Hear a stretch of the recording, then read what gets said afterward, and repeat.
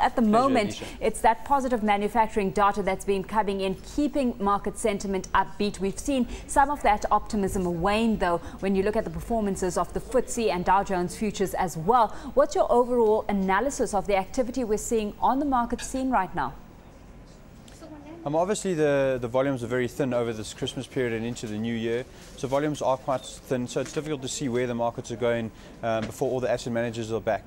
However, obviously, with the weak dollar seems to be continuing throughout, it'll be throughout 2010. And until the American market starts to increase their interest rates, there's still going to be pressure on that dollar. So we're going to see strong commodity prices for the first quarter, definitely, of this year. Just looking at a report out this morning, I mean, last year foreigners bought a record net of 75.86 billion rand of South African equities, with net buying in 11 of the 12 months of the year. What's your outlook in this regard for this year and the kind of activity we should be seeing from foreign investors?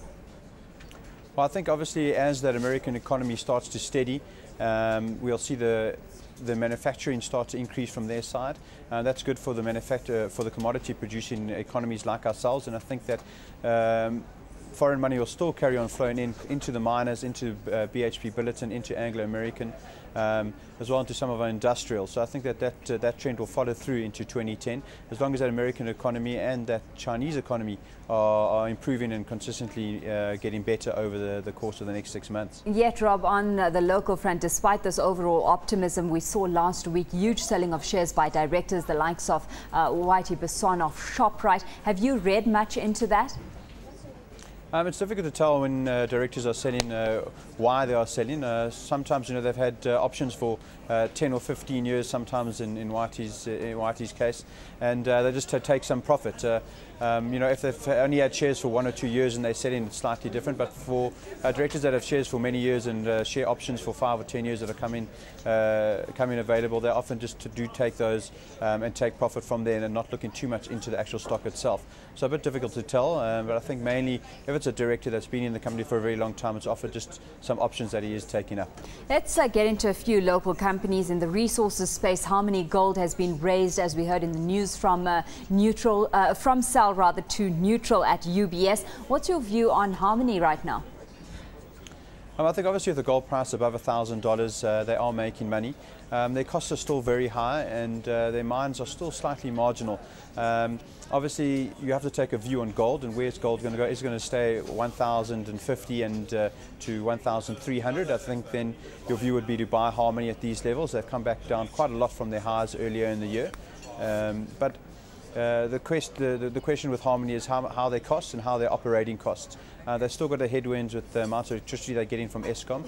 So it's a difficult call. I think there's probably other miners that you'd look at first before Harmony. But it really is your view on gold, and can it break $1,300? You'll be able to go into all of the gold miners above 1,300. Well, certainly looking at the Aussie's top 40 performance for 2009, we've got Harmony sitting right at the bottom there with a percentage change of down 22.43%. You mentioned that you'd be looking at others as opposed to Harmony. What would be a stock pick for you right now? I think Anglo Gold's got good mining offshore and not just locally. So I think you have to look at a miner that's got gold not just in South Africa, but gold in Guinea, and where it's cheaper to produce some of the gold. And the cheapest producer of gold is the mine that you should be looking to buy into. Anglo Gold is one of the ones that I like there. If we move on to the banking space, Rob, I mean, revenues consolidating bad debt, first of all, producing revenue and releasing credit is a big issue when it comes to these banking players right now. What's your view on what they need to be doing to get the earnings they need this year? Well, from a retail side, I think that the bad debt seems to have plateaued and starting to get better. But to get the revenues from the retail side of the banking, the banks do have to start lending again, and the consumer has to start taking credit on again. If the consumer is still indebted too much and they are rather paying back those debts rather than taking new credit, it'll be difficult for the banks to get revenue. So the real key there is, can they extend credit out to the consumer, and will that consumer start taking on credit again? While we're talking about consumers and taking on credit, of course, at the end of last week we saw those torrid credit extension numbers being released, illustrating that the South African consumer is still under severe pressure. If we look forward, the market waiting waiting in anticipation for December's retail sales figures that due to be released on the 20th of this month. What are your expectations there? I think it's quite a big number for South Africa at the moment. The retail sales have been quite poor. They've been getting a little bit better in November. People are saying, well, everybody was keeping it for the December period. Quite important numbers for us on the 20th of January coming out there. What will also be nice to see is, are they buying from credit retailers, or is it the low end like Mr. Price retailers and cash retailers that are taking most of the business? So it's going to be an important number on the 20th of January, and we'll just have to wait and see. From the outlook, it doesn't look like it was a fantastic Christmas sales, but we'll just have to wait and see 20th of January. Well, if we look at that consumer segment within the industrial space, we know that for 2009, amongst the best performances came from the pharmaceuticals area. We had Aspen gaining 119% for the year, Cipla Medpro up 115%. And looking at that and prospects for those companies moving forward, good defensives to have in your pocket for 2010. Rob? I think so, definitely. On the generic medicine side, they're defensive as well. They have got growth going forward as well. So I think they are defensive.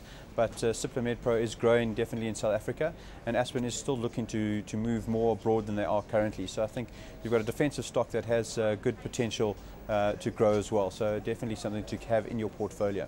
Very quickly, just touching in on the hospitality sector, we saw the Hospitality Property Fund saying that it expects the 2010 FIFA Soccer World Cup naturally to boost profitability after the lackluster end to 2009 that it saw. What are your expectations for the likes of Sun International, for example, that is currently experiencing some kind of headwind?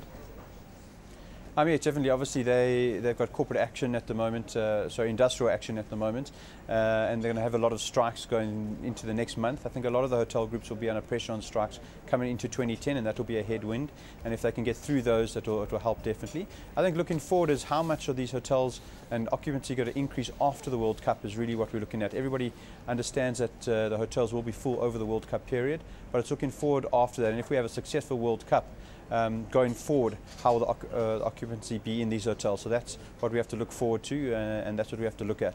A successful World Cup will lead to really good numbers from these for these companies.